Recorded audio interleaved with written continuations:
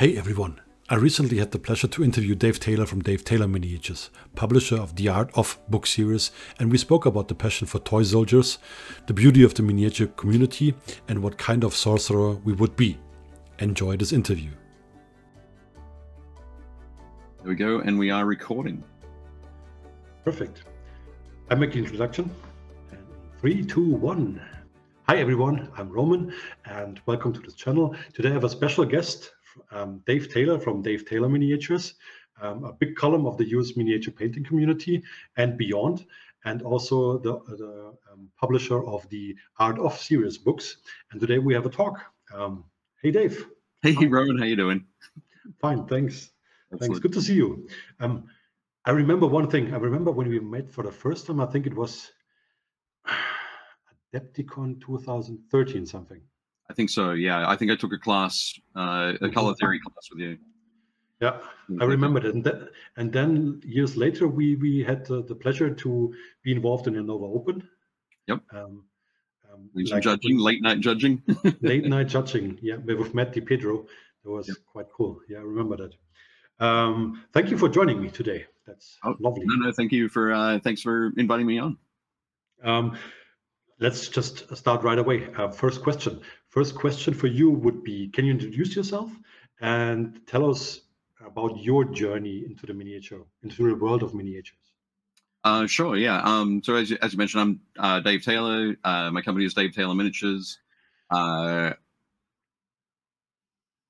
Quick sort of origin story.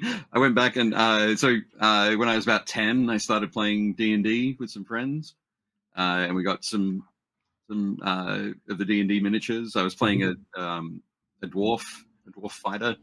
So I bought some dwarves, and we bought some terrible old Humbrol paints and crappy brushes and that sort of thing, and painted up our characters. But it wasn't until my first year at university that I discovered that there was miniature wargaming.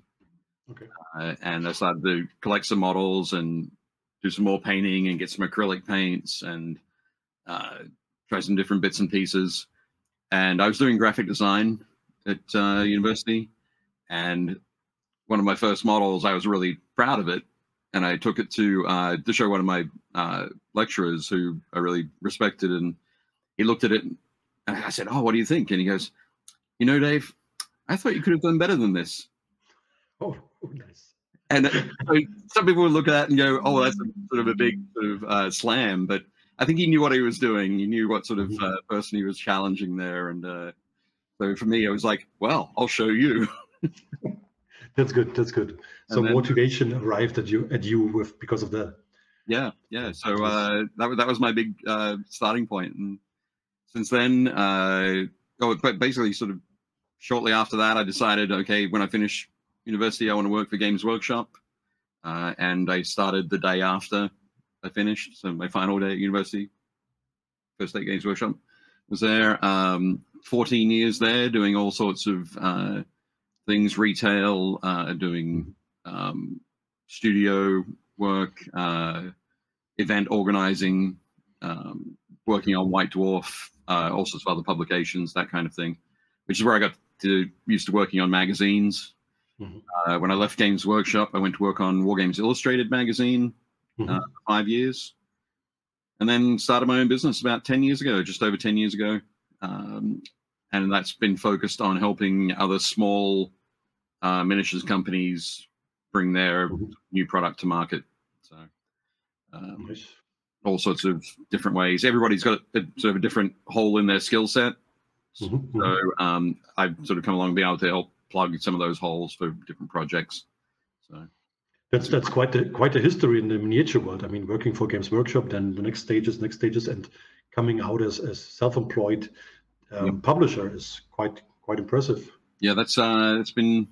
When did I start? So I started working in '94. So 30 years. 30 years I've been working in toy soldiers. And I'm super passionate about it. And I love talking to everybody about what they're doing with their own hobby, their own craft, their own art, which is why it's been great meeting a whole bunch of people like yourself and Sam and Just because it fits right now, I do have a question that is placed on position 3, but I now switch it because it just fits right now. As you said, toy soldiers. If you enjoy this channel and its content, do not forget to subscribe, like, and comment. Thank you very much. It's actually interesting because it's like that. We are working in toy soldiers. That's our profession. And I remember back when I've met my future wife and girlfriend at the moment, it almost didn't work out because of toy soldiers. I mean, of course, you have to introduce yourself on what is your job, what is your profession. And I was like, my profession is I paint small dwarfs and elves and dragons. This is my profession. Look at me. And it was like not the most manly thing you can say to impress a lady. But in the end, it worked out well. So my question would be is, how is the popularity in the US when it comes to our geek hobby of toy soldiers? Right. I think it's an interesting one. I think definitely over the last 10, 15 years, we've seen a rise of geek culture, sort of more an appreciation or an understanding that it's cool to do these different things. There's all the stuff that a lot of us grew up, so we grew up on Star Wars, we grew up on Star Trek, that sort of thing. And now that we have, generally, most people have a bit of disposable income now and a little bit more time, we're going back and exploring those things. And a lot of the reason that we're seeing more Star Wars and more Star Trek and more things like that now is that people of our age are now the ones who are running those companies or making those decisions. So because of that, I think there's a bit more of an appreciation or an understanding of it. There are still people who are a little bit worried, who are a bit sort of shy about describing what they do as a hobby. But I've always been like, well, this is what I do, and I'm super passionate about it. So there's no escaping it. So if I'm when I met my wife and we sat down, she was like, "Oh, what do you do?" And I said, well, I sell toy soldiers for a living. She says, "What do you mean?" And so I explained it to her, and she was like, "That sounds weird." And I was like, "It is, but it's cool, and I really love it." So up to you. That's lovely. Yeah, that's the passion. I think your wife and also my wife both see that how we are connected with passion to this community and to these small tiny worlds, and we get something back from it. We get let's say we might even find time to not get depressed because of that, or to heal or something. So it's miniature painting and playing with miniatures can be meditative and can be some sort of, hey, I created something. It's a point on my daily list. I created something. I feel good because I created something. Yeah, so, exactly. Yeah, a lot of good benefits from it for the personality of everyone who does it. Definitely, and I think one part of that is that because we are passionate and we have that ability to connect with a wider community of people who are also passionate, that socialization, that finding your tribe kind of thing is such an important part for keeping us happy and moving forward and productive and creative. So I remember going to the Novo Open for the first time in 2014 or something.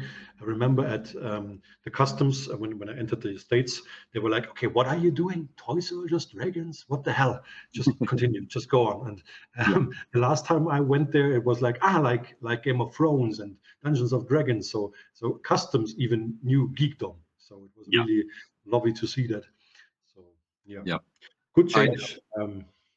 I was just going to say, I live in Baltimore, where the Games Workshop head office used to be in the US, and people at the for a long time, people at the airport, the TSA agents, security agents, knew that, and so some people would always be like, "Oh, yes, can I check that box that you've got?"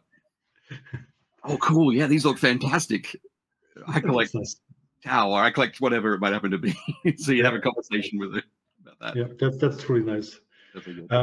Speaking about the hobby, next question would be, what aspect of the hobby is the one that you are most active in or enjoy the most?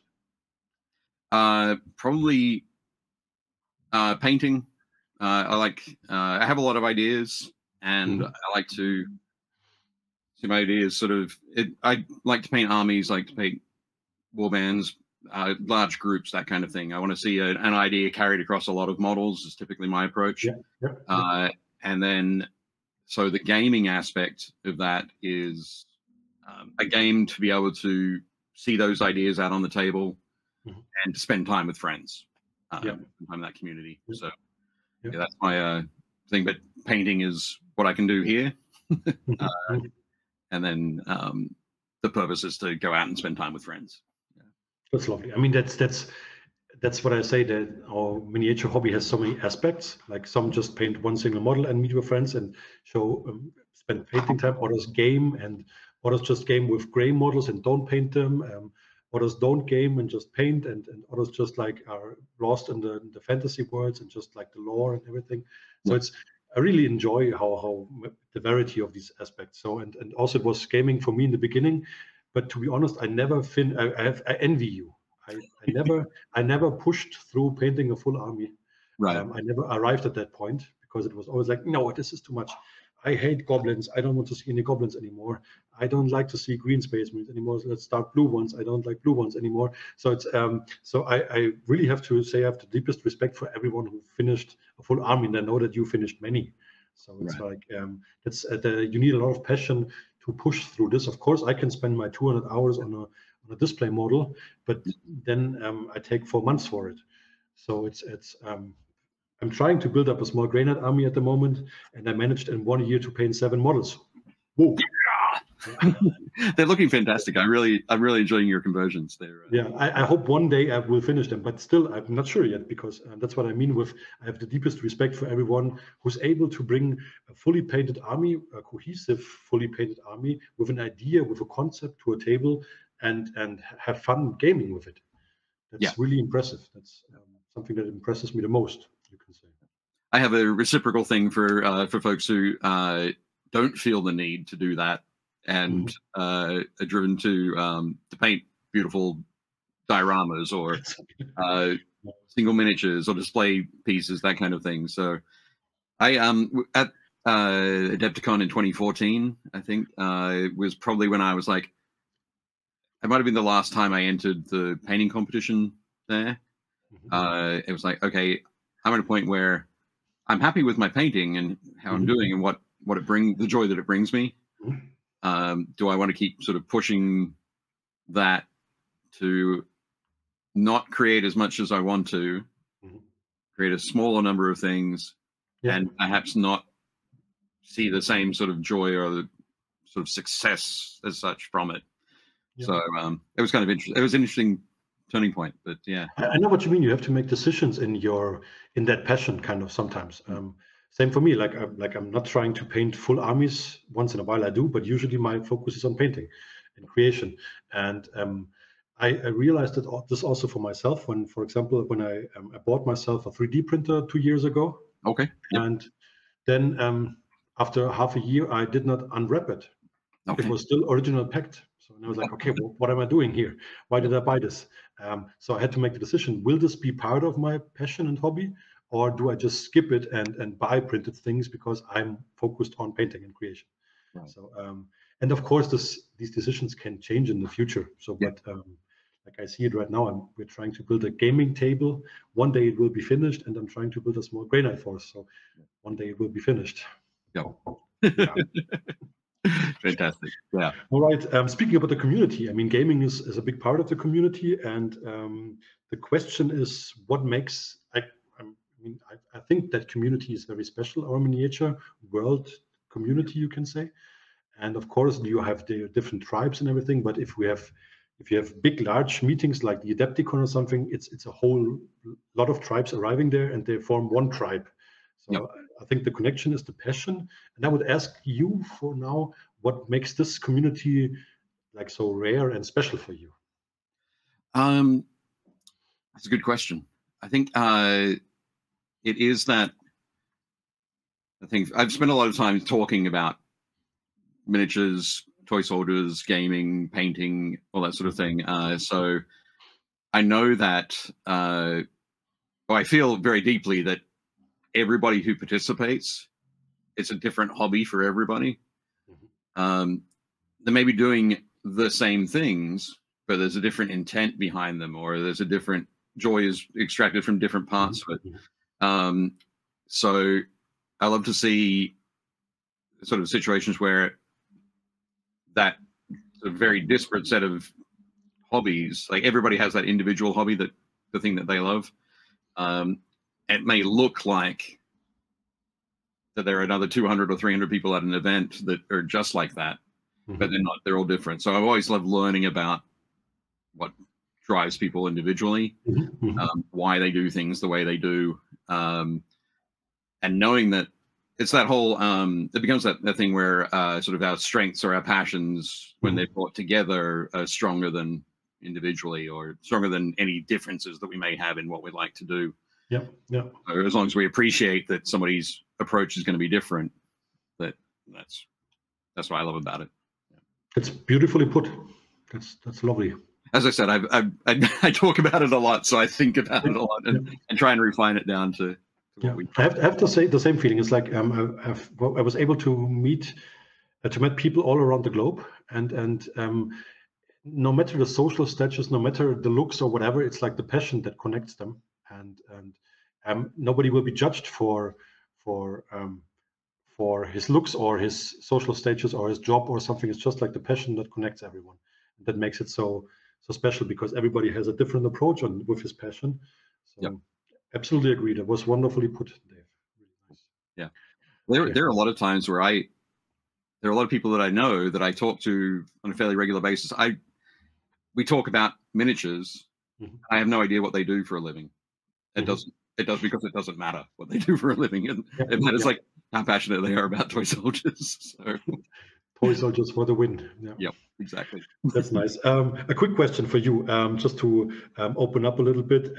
If you were a magician, like a sorcerer, okay, what would you name your, or what magic spell would you either say? Would you say you shall not pass, or would you pick abracadabra? Oh, that's an interesting, very interesting question. Yeah, that's a wild one. Probably abracadabra. Okay. I think you shall not pass feels a bit restrictive. That's good. Abracadabra is, there's a lot more opportunity. It feels a lot more opportunity. Absolutely makes sense. Wonderful. Yeah. So let's go with that. Let's go with abracadabra. Perfect then. I would choose the same. Like you said, it's just like ooh. Okay, speaking about the community again, let's speak with abracadabra about the community. How do you see your role? I mean, you're involved in the community since a long time. Have a lot of also job experience in that community.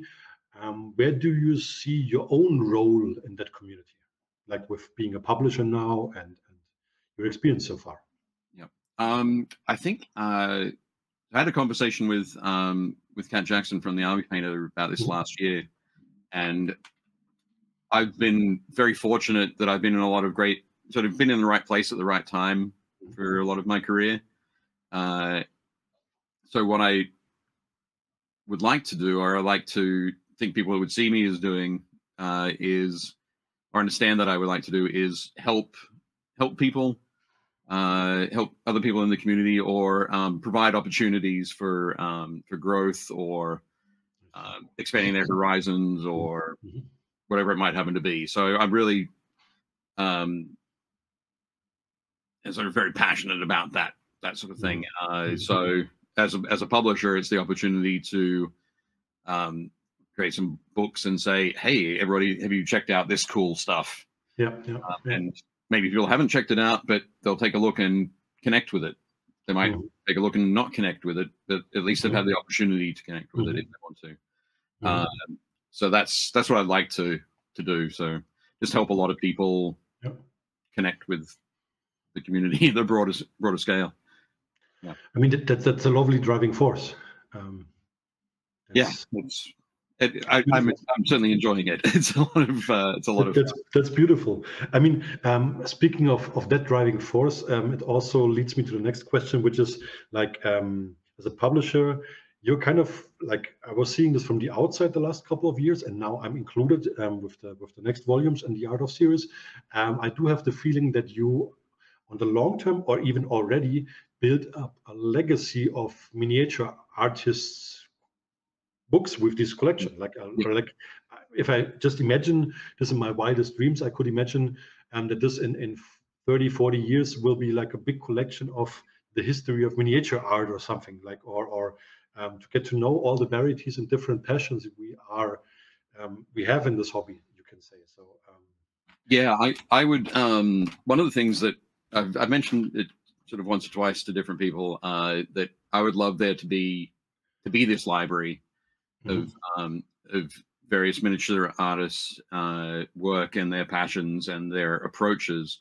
And so somebody could go, oh, wow, I've just started in miniature art, or I've been working for 10, 20 years, but I'm interested in being inspired more for a particular technique or a particular approach, like object source lighting on metallic metals. And you go, okay, well, in that case, you want to check out you want to check out the book by Victoria Lamb for sort of the OG of object source lighting, or you want to check out El Miniaturista, or that kind of thing. I want to learn more about diorama building and composition. So let's check out Roman's work. Let's check out Chris Surrey's work, that kind of thing. The ideal. Almost almost like a Osprey catalog. So Osprey have that huge range of books where if you want to learn about sort of the uniforms of British soldiers in World War I, there are 4 books that you can find. I love that kind of thing. Yeah, I mean, as I'm going through, I have all the books from the Art of at my shelf here. But to be honest, I bought some just recently, and I had some in my shelf without proper taking time for reading them. And at the moment, because I'm also included in that, I'm really taking my time to read them. Like, I need about 1 to 2 weeks for one book, and it's really nice to dive into the different approaches. Like you say, there's so much variety in there, not only in the approaches and the styles of the results and everything, but it's actually a great explanation of what this hobby can be. Like, just as you said earlier, the passion is so widespread, and somehow with the books I went through so far, it already feels like that you are collecting this feeling really well with the artists that you have in your legacy so far. It's really beautiful. So I really hope to see this grow even bigger, and I'm super proud and thankful that I'm able to be part of. So this is makes me happy. Well, no, thanks for that. I think one of the things that I'm continue to enjoy about it is that is working with all of these different artists who have those different approaches and different passions and different focal points. That there are times as well when their methods or their approach or process is second nature to them. It's an unconscious sort of process. So to ask them to stop and make it a conscious process so they can write about it is very interesting, where that we might be doing things that's like, that's amazing. I've spoken to thousands of people about toy soldiers, but never have anyone said that. Let's have a quick exploration of that. And they're like, oh, that's not important. You may not feel it's important, but that'll open so many eyes for people to other approaches and processes. So I love that aspect. That's lovely, because this is also something that every artist, as soon as they have to speak about themselves and their creations, they will open up for like making this a message to the outside world. That's what I read in these books so far. It's like, really connecting with that person. I knew Katarzyna from different shows, but we never found really time to sit down and have proper talks. So we just said hi and a little small talk. But after reading her book, it's just like, hey, okay, next time I see you, I will ask some questions about your woodworking and whatsoever. So I'm really, it's so informative, all these books, that I really enjoy them. So thanks for creating them. It's lovely. Oh no, thank you. It's definitely it's a great fun, and every year I love doing it again and again and again and again. And my hope is that I can still do them in 30 or 40 years. That would be great. Yeah, let's hope for augmentations and something like that. Like yeah. One question: can you tell me your favorite story connected to the Art of series so far? What was your favorite story, most funny story, or whatever you come up with? Hey you, yes you can win big time. Dave Taylor Miniatures is giving away the full volumes 10, 11 and 12, signed by all 3 artists, Sam Lenz, Joshua Lai and myself. All the books that are on Kickstarter right now, to one lucky winner that puts a comment under this video and tells us what he enjoys most about the miniature painting passion and the community. The winner will be drawn randomly on the day after the Kickstarter ended, and books will be shipped to the winner in April 2025 when the Kickstarter will be fulfilled. Your favorite story, most funny story, or whatever you come up with. Can I tell two stories? Absolutely. Okay, cool. The first one is kind of a follow-up. It was the story I was thinking about when I sort of talked about the idea of people not like that being something that's kind of not unique, but is fairly singular. Was working with Elizabeth Beckley on the first book, and she talked about her work in progress shelf. And so she is a professional painter. She paints commissions, she does box art, she does all sorts of things. She's part of the Miniature Monthly team. And she said that sometimes, sort of after a stressful day, or maybe a whole bunch of things going on, or she was sort of having trouble pushing through a particular part on a model, that she can put that aside and then relax by picking up another model from her work in progress shelf. And she loves painting faces. So she can just pick up a model from there and paint a face. And that will calm her and relax her. And she puts it back on the shelf with no intention that that model is ever getting finished. It's not like she's working towards something there. It's this was just an opportunity to relax. It might be that she needs to, another piece, she's going to need to do some fishnet stockings, for example. Pick a piece off her work in progress shelf and practice painting fishnet stockings. And again, that goes back there, and it doesn't have to do anything. That is amazing. Very few people think that way about their models. There's always a purpose for everything. In this case, the model itself only exists to maybe help her relax or focus on a piece or practice something. Yeah, I can tell you this is already inspiring. Just listening to this method already makes me want to pick out a face and just paint the face. yeah, for sure. It's like for me, it's like somebody for a 2D artist, it's like a sketchbook. You're like going through and sketching a whole bunch of different ideas. They never have to become anything. That's beautiful. So that's the first story. Second story was something that I think I've told you when I first sort of conceived of this Art of series. I was like, I would really love it if Roman would be book number 1. Okay, this would be awesome. And I was like, okay, I'll contact him next week and talk to him about the thing. And then the next day, I received an email from Mr. Lee's Minis saying, "Hey, would you like to pre-order our latest book, Miniatures Art, Roman Lappat?" And I was like, "Oh, okay. Oh, damn it. This will have to wait." And so yeah, I'm so glad that you said, "Hey, Dave, should we talk?" And I was like, "Yes, we should talk." Nice. That's yeah. I'm grateful for that. I mean, for me, it was really like I always saw these books, and I was like, yeah, one day I would love to be part of that. And I mean, this is my 3rd book creation now. You can say, but the other 2, one was with my colleague back then from massivevoodoo, Raffaele Pica, an art book where we presented our work with some short explanations. And also my last art book is mainly about my work and small explanations. The next book, the Art of series, will definitely also be about my work, but I found a red line I want to teach people on about creativity. So this is the difference on it. I kind of want to make this a teaching book. So it's such a pleasure to write this because it's so different also from the other books. And but I'm really grateful that you wanted me to have been the first book.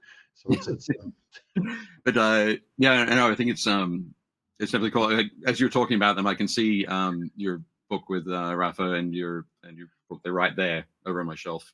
nice. But yeah, no, I'm as I said, like before, the books are as individual as the passions and the hobbies of the artists, and so knowing that you've picked that red line, you've got that line, that thread that you want to follow through the book, is fantastic. And I'm super excited that it is that creativity and not just here's how I create, but it's here's how I think about creating. Which is that important part that people can draw more information and more it has a very personal perspective. So but let's wait. I'm still writing that book. I'm enjoying writing that book, but my brain goes crazy because it's a creative mind. So it's a wild thing to write that book. Back to our questions. Dave, thank you for the two nice stories. You will also find links to Elizabeth Beckley and to the what was the collective Elizabeth Beckley? Oh, the Miniature Monthly and Miniature Monthly. Yeah. So volume one. Volume 1, Elizabeth Beckley, Matty Pedro, and Aaron Lovejoy. Miniature Monthly. You will also find links below in the description. All right, we go to the next question. A lot of people come up with the question, why can't I get the older books in the Kickstarter? So I just want to talk about this very shortly. How can people interested in the actual Kickstarter get the other books quickly as they're not included in the Kickstarter? Sure. So with one of the reasons we don't include them in the Kickstarter is that they exist now and they're available for purchase. So if you're in the US, you can get them directly online from Ironheart Artisans or Game Envy. Also, your local store can order them through Alliance Game Distributors. Pardon me. Alliance Game Distributors. And then in the rest of the world, they can get them online from warlordgames.com or stores can order them from Warlord Games. Get them in sort of quickly. So my favorite method is always to get people to get their store to order them so that they can arrive at the store and they can just go and pick up. Because the store, if we were lucky enough to have local stores, that's where our local community congregate. So we can make those community connections locally. Makes sense. Supporting a store is also always important. So that's my big sort of thing there. So it's where people can get them, and it's also why we don't include them in the campaign. Makes absolutely sense. I don't want to wait a year to send you your books. I want you to get them now. That makes sense. So go out to your local hobby store and ask if they can order the books from the distributors that you can find on Dave Taylor Miniatures. Link also down below. I will also go to my local store and ask them tomorrow, or maybe the day after, because tomorrow I'm writing the book again. Right. Yes. All right. Congratulations. The Kickstarter was funded rather quickly. Thanks to the help of everybody out there. And I mean, there are over 1,000 supporters right now. That's really lovely to see. And I still also have one question for you. How can people that already supported or are not supporting at all because they don't like Kickstarter or something, how can these people support even more from now on, or how can they help? Sure. So if you want to get any of the three books or all of the three books that are currently on Kickstarter, you don't want to support on Kickstarter, they will be available through those other channels after we fulfill next year. I always like to say that we'll fulfill in April, but pretty much we've been able to fulfill in February each year. But that April gives us a little buffer in case something happens, particularly over Christmas, and if shipping issues happen. That's always my biggest fear. When you're moving a lot of books around the world, It's it can be tough. There's a strange logistics thing that unfortunately has nothing to do with painting toy soldiers. No, that's more logistics and luck. Yeah, there's a lot of that. So people will be able to pick them up there. If people want to support the current project through Kickstarter, but they aren't able to do so in the next week or so while the campaign's running, afterwards we'll have the backer kit pre-order store, and you'll be able to jump in and make your player draw play. Essentially, it's placing an order, a pre-order as well. But all of that information will be available through Kickstarter updates and so on. All right, thank you. Speaking, we have perfect transitions into the next questions. Speaking about the pledge manager, I saw that in the meantime we also have there's a collaboration with Big Chat Creatives. Yep. And I mean, I always love the work Big Chat Creative is doing. I know Jose by myself, and even taught once in the Big Chat Creatives main office in Madrid. I taught twice there. So it was really very welcoming and super cool. And I just wanted to know how Jose was kind of, or how did this collaboration happen actually? How did he approach you? Or sure. Yeah. In 2016, 2017, I was doing some consulting work for Cool Mini or Not, just as they were becoming CMON, on their games Dark Age and Wrath of Kings. And both of those games, the miniatures were being sculpted by the Big Child team. They were being painted by the Big Child team. Some of the painting work that Sergio had done on some of the models was very inspirational for me. And so even though I was painting these models for gaming, I really pushed myself on some of those. Yeah, so I met Jose back then, and we've talked on and off since then. And at Adepticon, he was like, "Hey, Dave, let's grab coffee." So we sat down and we had a coffee, and he goes, he's had some sort of staffing changes at Big Child, and which has freed up a bit more of his time to be able to work with people that he wants to work with in collaborations sort of around the community. And he said, "So I'd like to work with you." And I said, "This is fantastic. I would love to work with you." Well, it's great. And he said, "Okay, well, we'd love to do a miniature. We could." And I was like, "Yeah, nice." So backwards, and I was like, "This is fantastic." I said, "Our campaign starts in 6 weeks, so you." Perfect timing. Yeah, and then he was like, "Okay, well, yeah, we can definitely do that. What size would you want the miniature to be?" And I was like, my head was still reeling from that. I was like, "Oh, I need to go away and talk with the team, and we'll come back with an idea of what we'd like to do." And yeah, everything's been great. It's always been very, very positive. I've had some great conversations with the team at Big Child. Super helpful. I believe so. But yeah, so this is the first time for me in that sort of collaboration.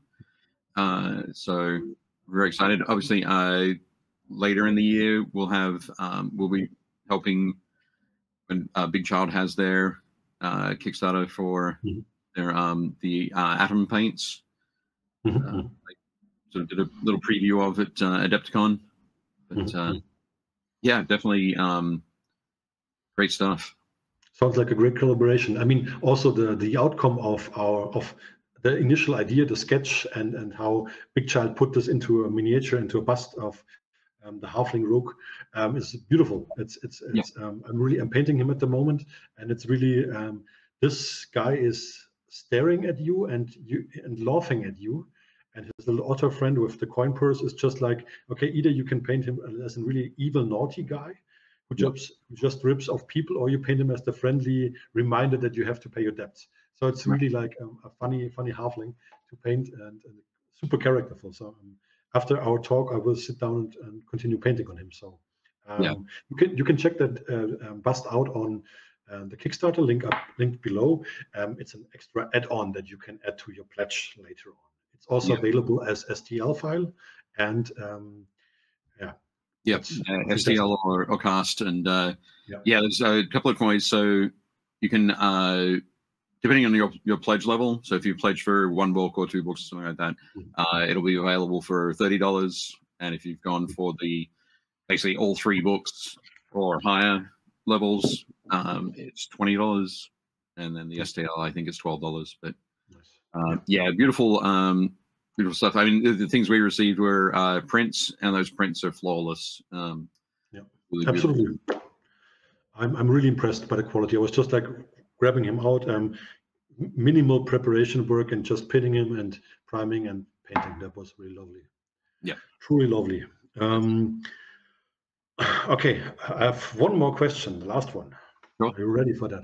So as I'm a collector myself, also with the Art of series books, I have a lot of art books here in my studio about traditional art and everything else, and I'm really enjoying the shelf grow with the Art of series. And I will also collect, of course, the volumes that are there right now, the one that I write, but also the one of Sam Lenz and Yozo Alai. And in case I want to have signatures on them all, how do collectors get signatures from their favorite artists in the Art of series? Right. I think the way that we've done it in the past, and at the moment, and we haven't talked a little bit. We can talk a little bit further on camera, but it's been if you're at a show or you're going somewhere where one of those artists will be, or multiple artists will be, you can definitely get them to sign them. We were fortunate enough at Adepticon this year. We had Aaron, Elizabeth, Matt, Chris, and Eric were all at the show, and so we had different signing times for each of them.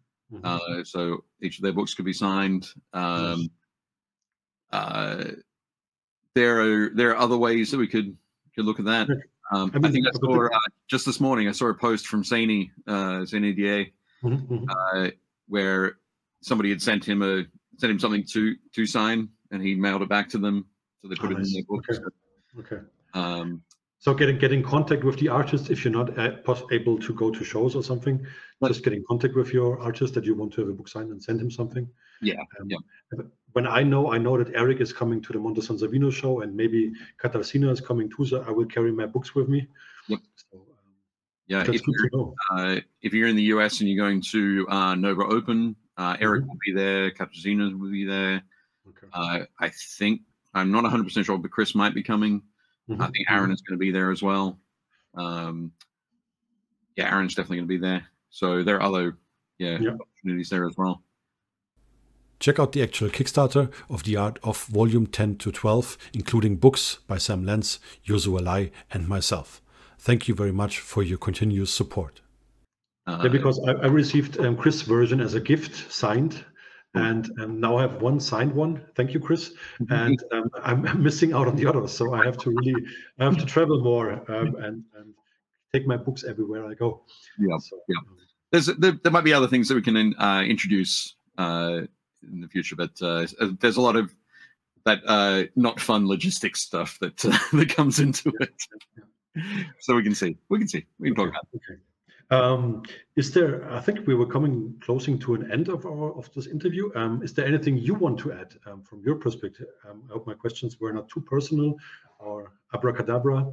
That was a good one. It was it was like I was not expecting that, but I'm glad I had it.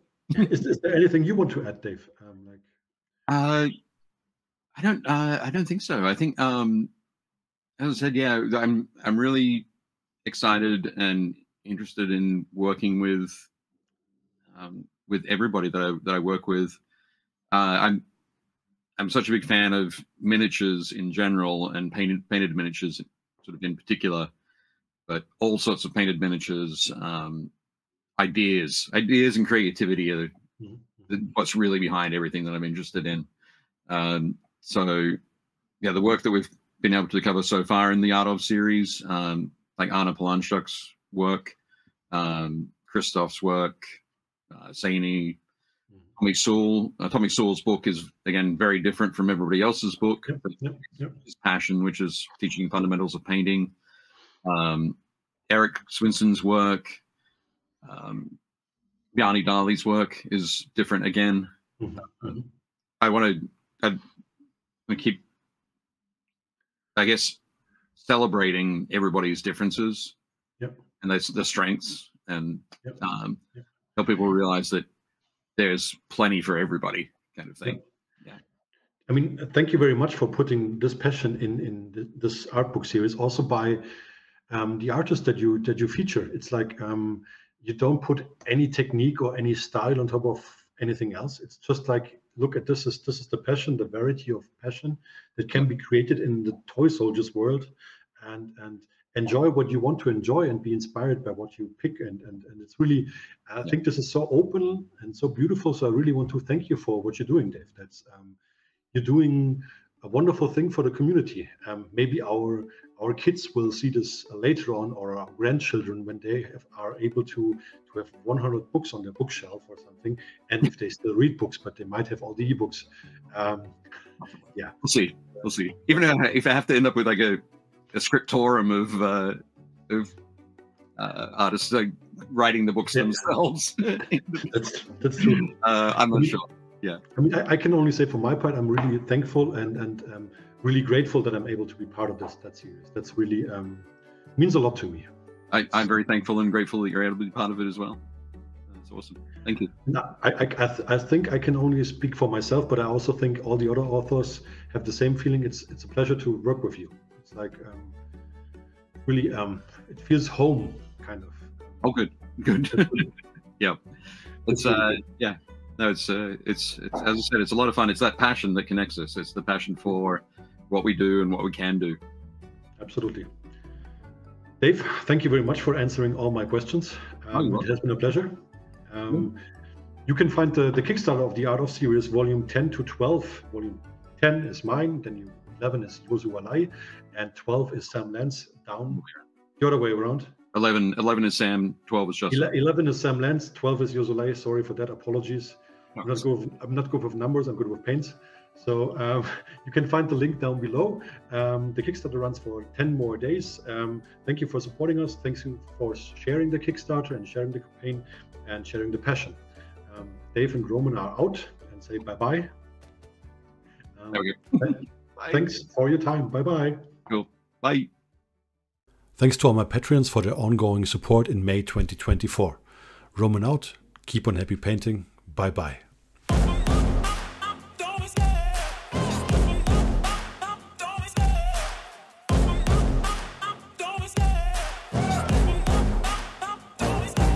Love the chase and the hunt, and I set the pace when I'm running. I always take what I want and I always give it 100. Don't need a bank, no I'm funded. Play the game like it's nothing. I'm always thankful for something. Don't take for granted, stay humble. Now wake up!